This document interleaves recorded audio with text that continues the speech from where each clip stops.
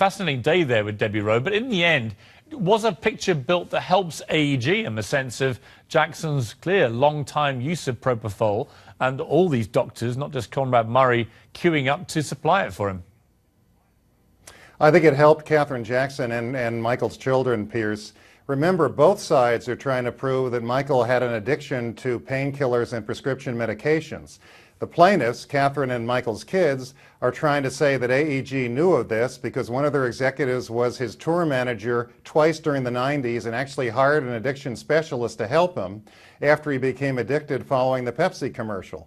The defense is claiming that he was addicted to prescription medications because they want to show two things. They want to say he was responsible for his own demise, and number two, if they're held liable, they want to keep the damages low. They want to say that addiction to painkillers and medication lowered the value of his career, lowered whatever expectations there were about what he could earn. So they're both trying to prove he was addicted.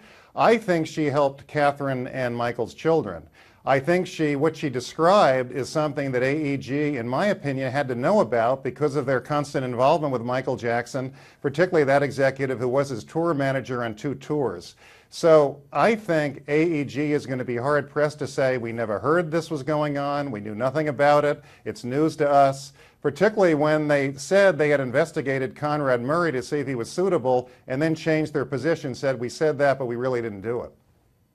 But if Conrad Murray is simply the latest in a long line of doctors who've been happy to supply the propofol to Michael Jackson, and in the end we're talking about a 50-year-old man here, not a young teenager in Michael Jackson, somebody who clearly was very in charge of his life in many ways, if he was just using Conrad Murray as he had many other doctors to give him what he wanted, does that not in a way help AEG's case too?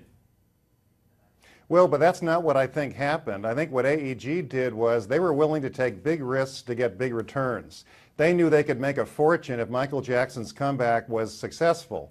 And what I think they mistakenly did, looking backward, is they agreed to take responsibility for Conrad Murray. They agreed to pay him $150,000 a month. They sent him an agreement to sign where they talked about the obligations they would have with respect to him. And they sent emails just reminding everyone who was paying Conrad Murray and suggesting that they were putting pressure on Conrad Murray to make him perform. So I think the problem is that they took some risks, including taking responsibility for Murray as a price to pay for getting him on a comeback plan that would have been the biggest entertainment comeback in history.